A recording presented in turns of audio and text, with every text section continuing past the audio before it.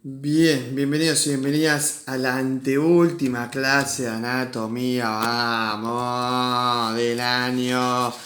Vamos los pibes y las pibas, vamos todos y todas, muy bien, finalizando el año, ¿sí? Así que vamos a arrancar. Vamos a ir bastante rápido porque hay un montón, ¿eh? Como 3, 4 hojitas, así que vamos a ir rápido. Entonces, músculos, ¿sí? Del muslo. Hay 4 regiones, ¿sí? Externa, interna, anterior y posterior. Tenemos a las imágenes, todo como siempre en la clase. En la externa tenemos al tensor de la fascia lata, que lo redujo como TFL, al sartorio en la externa. En la interna tenemos al pectíneo, al recto interno y a tres músculos aductores que son el medio, mayor y menor. En la zona anterior, solo el cuádriceps y en la posterior los isquiosurales, antes denominados isquiotibiales. Arrancamos con la externa. En la externa, el tensor de la fascia lata, el movimiento que hace es abducción, flexión y rotación interno de cadera. Como está en la parte externa, van a ser todos estos abductores. Y además extiende la rodilla. El sartorio, que ahora podemos porque tiene un asterisco, hace abducción, flexión y rotación externa de cadera. Esta es interna, esta es externa. Y esta hace flexión de rodilla. Este extiende, este flexiona. Pero los dos abducen, pues está en la parte externa. En la interna tenemos al pectíneo, que ven los internos van a ser aducción. El pectíneo que hace aducción, rotación externa y flexión de cadera. El recto interno que hace aducción de cadera y flexión de rodilla. El aductor, que acá lo que decíamos, hay tres. Aductor mediano, menor y mayor, que casi siempre hacen los mismos movimientos. El mediano y el menor hacen aducción, rotación externa y flexión de cadera. Y el mayor solo hace aducción y rotación externa de cadera. Es decir, no hace la flexión. Esos son los interiores. En el anterior tenemos al cuádriceps. Al cuádriceps lo vamos a dividir en el vientre muscular y en el tendón rotuliano. Si acuérdense, como era cuádriceps, tiene 4 secciones proximales y una distal. La distal es el tendón rotuliano, que acá le ponemos el acento, ¿sí? Y en la proximal es el recto anterior, el vasto interno, vasto externo y el crural. Que esto lo estuvimos viendo en isquio, en el costal ilíaco, en el fémur. Veo que ya lo estuvimos nombrando todos estos. Bueno, son estas 4 porciones del vientre muscular. Sus funciones cuáles son: flexor de cadera y extensión de rodilla. Este va con plano y eje. Plano sagital, eje horizontal. Sí, volvamos a recordar los planos y los ejes si no tenemos ni idea de lo que eso era. En la posterior están los isquiosurales, que lo forman tres músculos: el bíceps femoral, el semimembranoso y el semitendinoso. El bíceps femoral, el semimembranoso y el semitendinoso hacen la función en conjunta de extensión de cadera y flexión de rodilla, antagonista al cuádriceps. Ven que el flexor de cadera, extensor de rodilla, está al revés, extiende la cadera y flexiona la rodilla. Pero el plano y eje es el mismo. El semitendinoso, el recto interno y el sartorio terminan en una región que se llama la región de la pata de ganso dentro de la tibia, que esos tendones, después lo voy a explicar en clase de Zoom, son utilizados para, por ejemplo, la operación de los ligamentos cruzados de rodilla. Se terminan todos los tres en esa región, se llama la región de la pata de ganso, porque justamente los tres terminan y tienen una forma así, como de pata de ganso.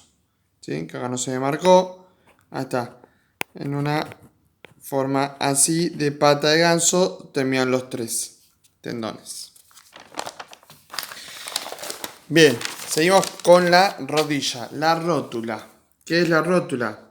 La rótula es un hueso que tiene forma triangular de base superior y un vértice inferior, ¿sí? Que tiene dos caras y dos bordes, cara anterior, posterior y bordes interno y externo. En la cara anterior pasa el tendón del cuádriceps. Sí, se acuerdan que el tendón rotuliano va a llegar más o menos hasta la tibia, así que pasa por ahí.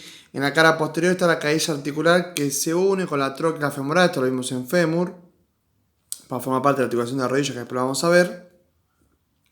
En su vértice inferior, ahí se origina el tendón rotuliano, o sea, se termina de unir en el tendón rotuliano, ¿sí?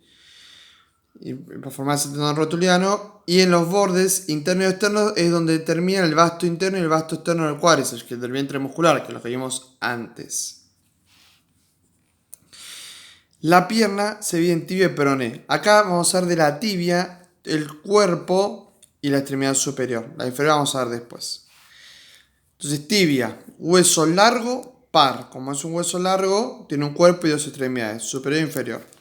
En el cuerpo tiene la membrana interósea donde se une con el peroné. También tiene otras dos formas para unir el peroné que las vamos a ver.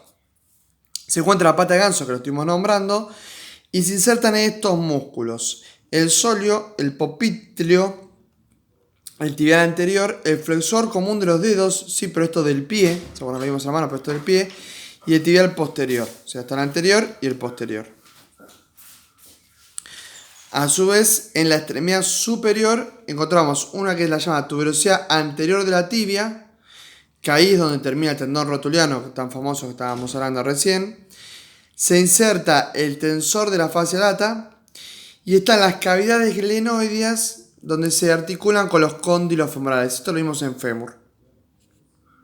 Se articula con los cóndilos femorales, que esto, junto con esto, va a formar la rodilla. Por eso no vemos la extremidad inferior. ¿Por qué? Porque la vamos a ver, pero la vamos a ver después. Porque lo primero que viene ahí es la articulación de la rodilla. La articulación entonces de la rodilla, de nuestra rodilla, esta que vemos acá, esta es la rótula, para aquellos y aquellas se preguntaban cuál es de tipo de artrosis, género trocleartrosis. Superficies articulares son, como bien dijimos, los cóndilos del fémur con la cavidad glenoidea de la tibia y la tróclea del fémur con la cadilla articular de la rótula. Todo eso forma la rodilla. Pero para que haya congruencia, es decir, para que los cóndilos del fémur con la cavidad glenoidea de la tibia funcionen perfectamente y entren, porque los cóndilos del fémur suelen ser más grandes que la cavidad glenoidea de la tibia, existe un fibrocartílago que se llama los meniscos.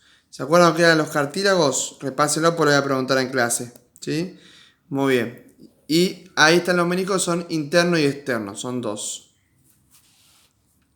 Los medios de unión de la rodilla son los ligamentos más conocidos prácticamente de todo el cuerpo. Ligamento anterior, posterior, lateral interno, externo, y los famosos cruzados anterior y posterior, que por eso son los más conocidos porque son los que se suelen romper todos los deportistas, ¿sí? O muchísimos deportistas. El movimiento que suele hacer la rodilla es flexión-extensión, porque es una trocleartrosis.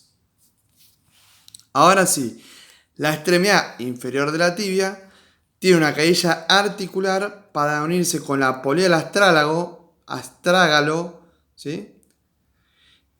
Tiene una escotadora peronea que se une con el peroné y un malleolo interno que se une con el mismo hueso.